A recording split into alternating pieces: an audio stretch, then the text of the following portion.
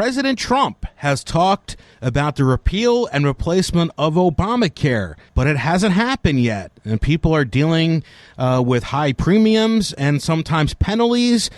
Dan, please update us. Where does Obamacare stand right now? Well, the first executive order that President Trump signed related to Obamacare. And what that executive order said, it directed federal agencies to ease the burden of Obamacare. The problem is that it's a very, very broad order, and it gives a lot of discretion to federal agencies.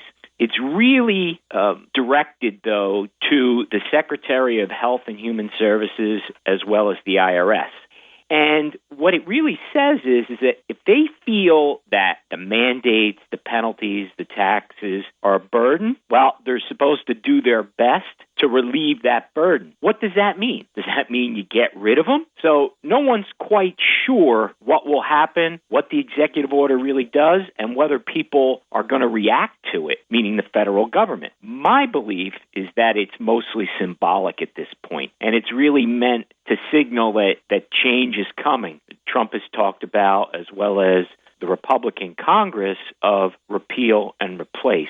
But let's keep something in mind. Repeal without replacement is going to leave 30 million people without medical coverage. And Trump said he's not going to do that. So, 30 million people, that's about 10% of the population. That's a pretty loud voice. So right now, seems to me, Obamacare is really going to be status quo until there's some solution related to repeal and replace. And we're simply at the point of starting that process.